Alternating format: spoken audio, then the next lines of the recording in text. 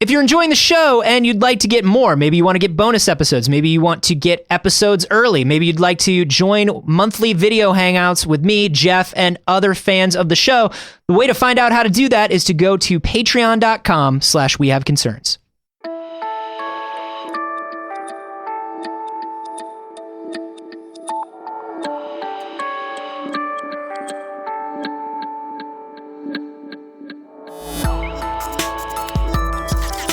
You're the plucky hero, and I get to be alone. All of these start with me dying, and I don't like that. I mean to rain on your parade, Jeff. I think that's exactly what you mean to do. Yeah, I do. This is We Have Concerns. Hi, Jeff Canada. Hi, Anthony Carboni. Hello, concerned citizens. Jeff, dreams. What are they?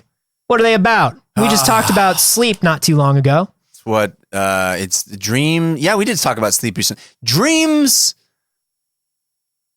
I mean, based on our sleep discussion, I have to reorganize what I think dreams are, because I just thought they were sort of a processing, a working through of anxiety through the day, a trying the brain kind of reorganizing things and putting stuff into its place, and trying to figure out the defragmenting of the day's information. Exactly. What stays, what goes, what do we think of it? Yeah. And also, am I naked? And also, why are my teeth falling out? Yeah, I get that one all the time. Do you really? All the time, the teeth falling out thing. Or in my dream, my tongue feels the loose tooth. Mm-hmm. It's really super loose, and I'm like, oh, fuck. It doesn't actually fall out. It's just super loose. Yeah. I'm like, oh, fuck. Do you subscribe to the theory that dream has something to do with, I think that one is like stress or mortality or something like that? Probably. Yeah. I mean, that you get those dream journal thingies, and they tell you, loose tooth means, it means you were guilty of something. You have guilt, and if you see find you out, or if you see a cat, it means this. If you see, there's a unicorn. If there's a unicorn, you're a replicant, or maybe not. Maybe they retcon that entirely. Well, I have seen that movie, but I won't tell you. Okay, I won't tell you. I'm so fucking hype. Yeah. But he's a rat. I can't. How dare you? So that's not real. He wasn't really spoiled. He wouldn't do that. Jeff wouldn't do that. I would never do that. Don't add us. Dreams, everybody. Here's the deal. There are a lot of those dream journal guides. There are a lot of apps. There are a lot of things that will tell you what the symbol of your dream means, right. Jeff. Yeah, they sell those in the bookstore right next to the bookmarks that have the big long tassel that has a lot of fur on it. And so that a reader has lived 1,000 lives. Yes, yeah, exactly. That sort of thing. No, you haven't. You're very well read, and that's good. And that's good on its own. Uh-huh. Don't convince yourself. Don't convince yourself into thinking that reading is a one-to-one replacement for actual life experience. Right. Don't do that. But reading is good. Reading's great. That's enough. You have not lived 1,000 lives. What does your dream mean? Well, here's what's up. The CEO of one of these dream interpretation app companies. Have you used a dream interpretation app? I never have. Or a dream journaling app? No. I've used a couple of them. Have you really? Yeah, here's what's up. I used to have every night crazy, vivid, narrative, beginning, middle, end dreams. Mm-hmm. Little movies of dreams, all the time. Then I hit the age of about 17, 18, did a lot of drugs. Okay, and you destroyed that part of you. A lot of drugs. I do not dream very much anymore. So when I do dream, mission accomplished. When I do dream, I like to get it down. I like to record it. Record it in some way, because normally my dreams have some sort of image or thing or little kernel of an idea that I like. I like dreams as sort of oh, here's what my brain is trying to tell me I'm interested in. Right. Or here's an interesting idea that my brain came up with. Yeah, my brain is super interested in loose teeth. Yeah, loose teeth. What is that about? Maybe maybe there's a 12-book series in that. But I don't really subscribe to the symbolism theory. Okay. But this. So these apps, they're just there to record. I mean, is it some of them are Notepad? Is that the app? Yeah, some of them are just journaling. Some of them are just journaling, and you can see other people's dreams, which I always think is very interesting. People can publicly share their dreams, or you can look up specific symbols that are in your dreams. Than hearing somebody else's dream. No. When somebody's like, "Hey, I had a dream." Buckle in for the next 15 minutes of this podcast, everybody. The CEO of one of these dream app makers, Chris Ufere, he made the dream interpretation app uDreamed. And uDreamed. Yeah. It's very intense. And here's the difference confrontational. Between it's true. Dreamed. You dreamed. No, you dreamed. You dreamed. Okay, I did. You dreamed. No, I know. Yeah. Can I fucking deal with it? Can I tell you what the dream was? Is that how this works? You dreamed. Fucking deal with it. I didn't dream. This is like Abbott and Costello on PCP, and I don't like it. That's really the name of our show. Yeah. Would be Abbott and Costello on PCP, and I don't like Parentheses, you're not going to like it. The purpose of You Dreamed is not to give you a one-to-one, your teeth are falling out, so you are stressed about this. Mm-hmm. Because there is no way a symbol in a dream can be universal. Says who? Says rational thought, but Jeff. Isn't that the whole, the Freudian thing? Like, isn't that like the descendant of Jungian and Freudian psychology is like, there are these universal things that we all feel that manifest in our dreams, and you can interpret that in very concrete ways? Sure. That is the theory, but new thinking is saying that is not true. So let's say this. New thinking. We see a dog in a dream. Mm-hmm. That probably means something very different for you and me. I have a dog. I love a dog. I love pets. Right. I fucking love dogs. I think dogs are the best. You fuck and love dogs? I fuck and love dogs. Don't at me. It's just the wrong order. That's my only issue with it, is that you should love them first. Hey, that's a very traditionalist way of thinking of things. And stop being so uptight. Sometimes the love comes later. Okay. You just fuck your way into love. I get it. You are not super into dogs. You're Correct. not into animals. I don't own one. No, they have a different emotional core meaning to you. They're just trying to knock my teeth out in my dreams. Yeah, exactly. Yeah. With punching bags and boxing gloves. I don't understand it. So why would you and I both seeing a dog in a dream have the same meaning and have the same symbolism to it? Right, because it references different. It comes from a different place of reference for us internally. Yeah, you're saying. Yeah, I get that, but I think the counter argument to that has always been that dreams exist in a place that's sort of symbolic anyway. So the symbols are, I guess, not related to individual experience. But isn't that sort of ascribing a sort of spiritual or metaphysical quality to dreams? Yeah, and I think people do all the time. Yeah, and I think people do too. And because dreams by their nature, the sensory experience of a dream is magical. Right. It seems, I am flying. Yeah. I am running down an endless hallway. Yeah, not connected to the physical properties of the world. It's a boat, but it's also my apartment, but I'm in school and it's fourth period. Right. Right? Yeah. It's dreams. I knew that person, but I've never seen them before in my life, but I knew them. This is all very interesting. Get it down in your dream journal.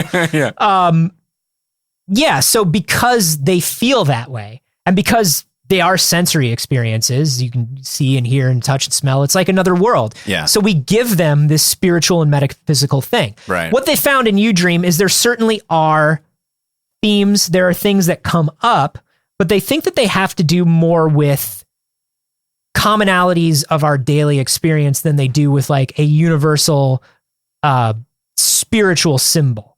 Okay. So like, we are all like, a lot of us dream of like being up in front of a big crowd because a lot of us do. It's a common anxiety. Right. It's not necessarily that it's a universal symbol. Right. As that I don't have dreams about being up in front of crowds. Right. I don't have them because that's part of my job. I don't have them. So like falling. And it's a part of my job that I enjoy and I don't hate. Yeah. I've never had a dream about that. I have dreams about serving coffee at Starbucks because that was a job that I did not like. That very much stressed me out. I always have the dream. Still, even today, I have the dream like I didn't get all my credits to graduate. Yeah. Or, or there's a test tomorrow and I didn't know about it. Or the one I have a lot too is I don't know my lines for a play and I have to walk out on stage and I don't know my lines. Yeah. And I guess that wouldn't be a universal metaphysical thing. It's just an anxiety that's unique to me because I've been in that situation.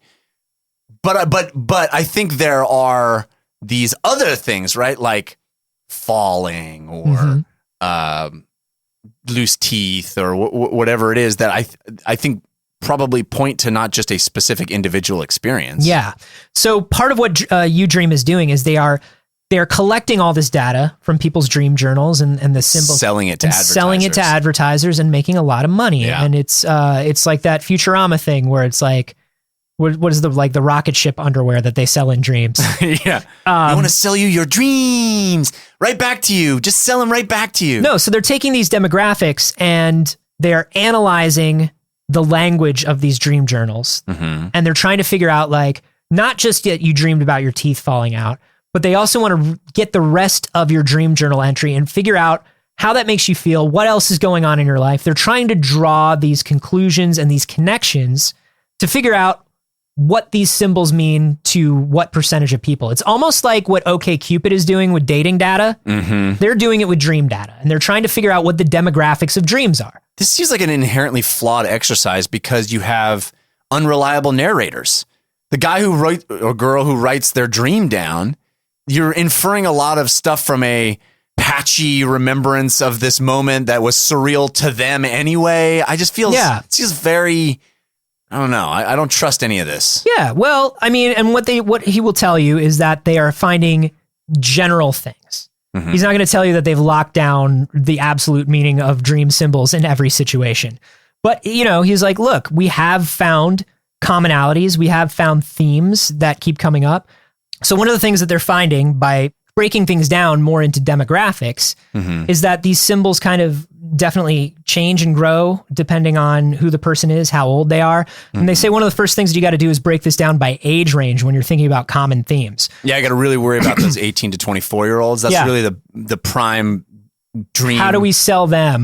No, but so children, he says, children dream about animals all the time. Children love animals. Children love animals. It's like all they dream about. Pets, jungle or zoo animals, farmyard animals. Yeah. What does the cow say? Yeah. In my dream, it says, roar, and I'm going to eat your face. Yeah, in my dream, it says, you're ill-prepared.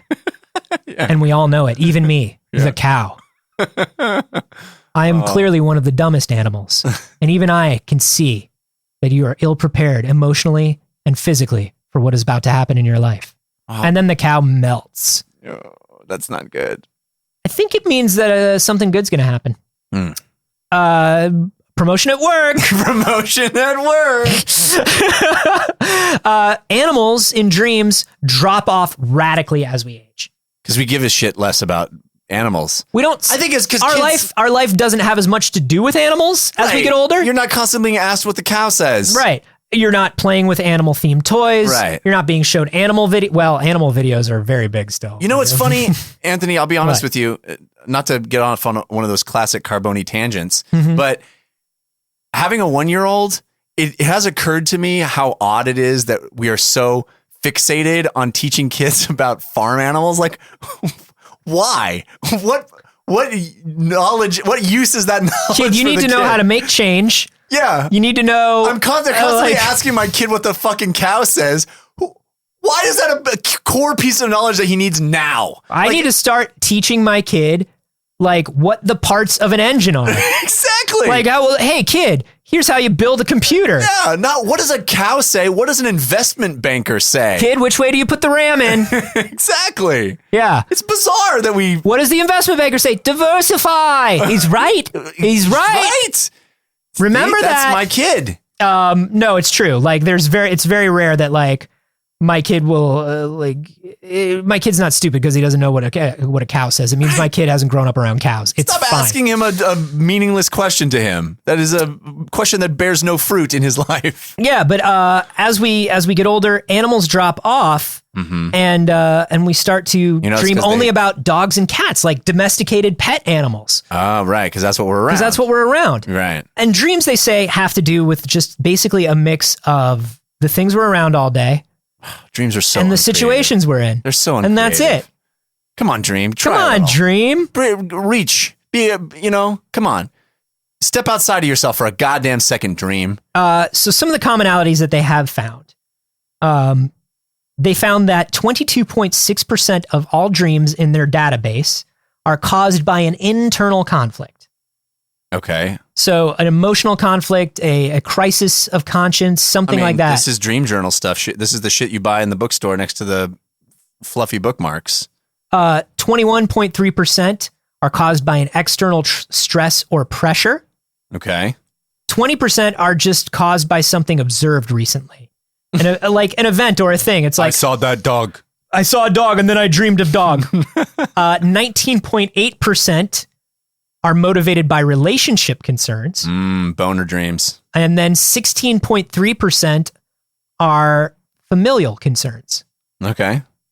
I think that's really interesting. Do you? Because it seems kind of all right. Is that what you expected? Other than the exact percentages, which okay, what is 20% versus 32%? Fine. Yeah. But I mean, it's like those are all of the things we deal with. It's no different to me than saying where we started this conversation, which is, hey, it's my brain dealing with all this shit during the day. It's like internal stuff, external stuff, family stuff, and relationship stuff. Yeah, but I think the point is that it's not as exact or specific as we would think. It's not that like we found out that all teeth dreams are about mortality. Right. We nailed it down. I think it's interesting that I would have thought that a higher number of dreams would be about external stresses. Mm-hmm. Like things that you have no control over that stress you. Like I would have thought that would have been number one rather than internal sort of emotional stuff. Okay, but let's take a concrete example. I have like a disproportionately large amount of like work dreams. Right. But let's take my example of not knowing the lines to a play. Yeah. Is that external? Internal? I mean, you could argue either of those. Is that... Yeah, that's true. You know? Well, unless you actually had a play coming up. Right. No, maybe most it would of the time be, it's like I'm not doing anything like that right now, but I'm still dreaming about it. You're still dreaming about it, yeah. I don't know, man. That's really weird. It's interesting to think about. Let me ask you this question, Anthony. Yeah. What would you say generally your percentage is of positive dreams versus negative dreams? Oh, great question. Thanks. Great question. I would have to say that the majority of my dreams these days are simply weird. Really? They don't make you feel good or bad either way? When I was younger, it was a high percentage of nightmares. Mm-hmm. I think I had a lot more nightmares than pleasant dreams. And that's when the drugs started. And that's when the drugs started, and they never stopped. No, but I did have a good amount. I did have good dreams as well, but I think that the nightmares either made more of an impression on me or happened more often.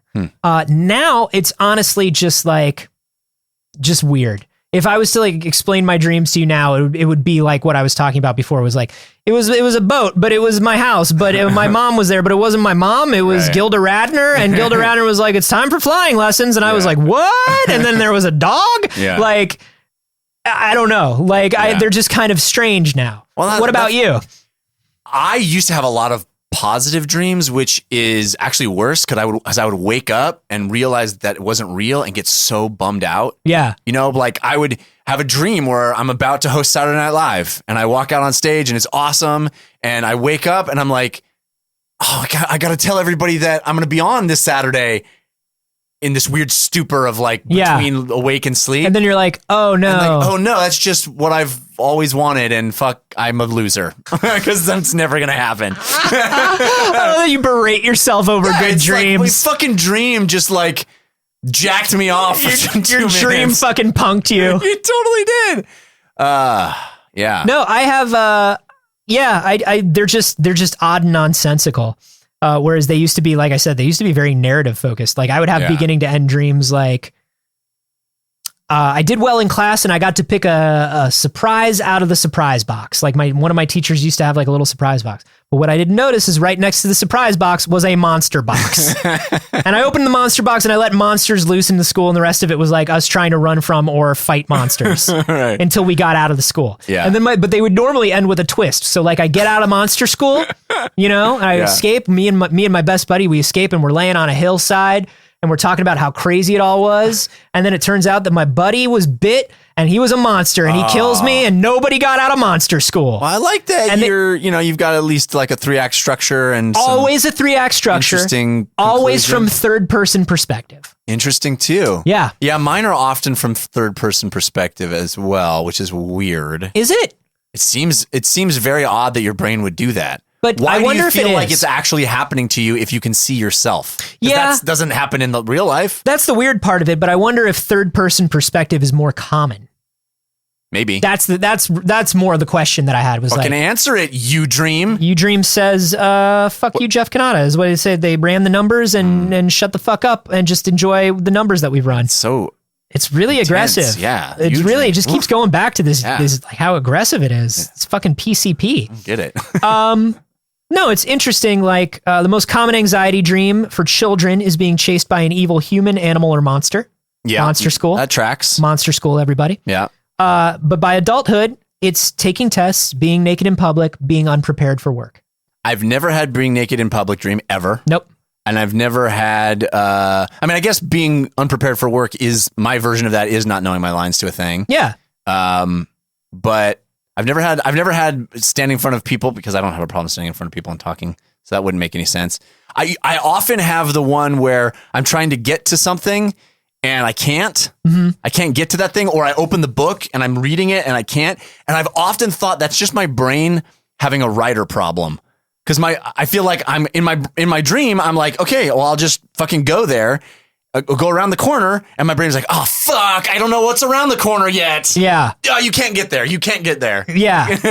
I think that's what that is. Yeah, the hallway that keeps getting longer. I used to have that one. It's like, oh fuck, I just can't figure out what's at the end of the hallway. The more you try to scream, the quieter your voice gets. Yeah. Like that kind of dream. One of the things that Ufere is trying to say, one of the things that Ufere is saying is a goal for them now that the app is primarily in North America is they want to see if these symbologies and themes continue cross culture.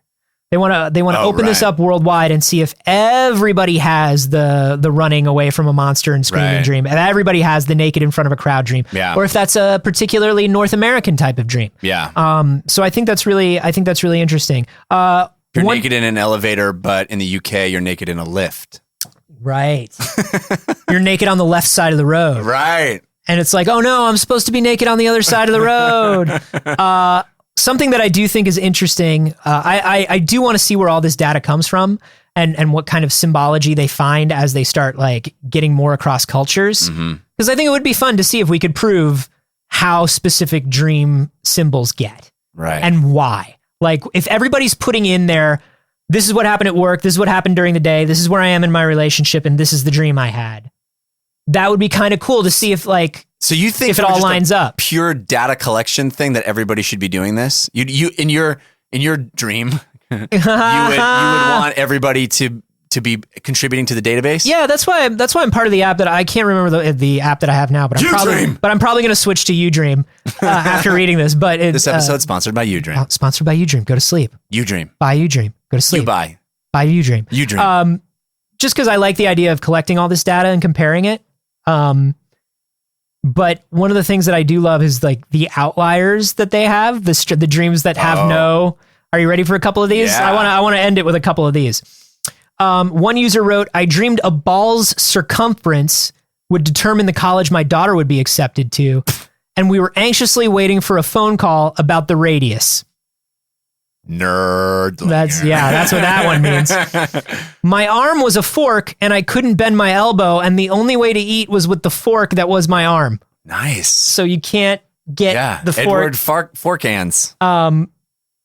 And they're saying like there are a few of those that are highly individual and show no patterns. But if users share them and make them public, you can like see them and like, I don't know, browse dreams. I think that's so cool. Yeah, I think that's cool. Yeah, I don't know what we learned. We learned that it's tiring to think about dreams. Yeah. Hey, you know what you should do, guys? What should they do? If you enjoyed the show. Oh, I enjoyed the show very much, Anthony. Okay. Jeff. So what should I do? Just sit still and be quiet for a second while I talk to the audience.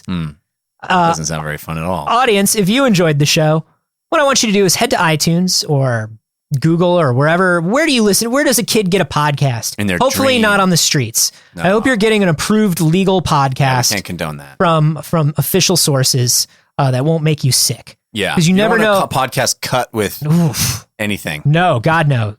That's the thing. You never know if a podcast is like cut with, could be baking soda, but it could be bleach. You never know. You know? Not until you try it. That's why you need to get it from an approved source like iTunes. And while you're there, give the show a 5-star rating. Hey, that would be great, because actually people help. It helps us. It helps people find us, helps us find people. We get helped, you get helped, everybody gets helped. Yeah. The main way we get helped is the more reviews and 5-star ratings we have, the more iTunes surfaces the show and sends it to other concerned citizens. They're going to ask you to write a review. You don't need to do that. Don't do that. Instead, think of iTunes as your dream journal. Yeah, just write down the last dream that you remember as a review of our show. Give us those 5 stars. Yeah. Don't review the dream and give it the number of stars. No. Just ramble on about your dream. Hell yeah. As our review. Thanks for that.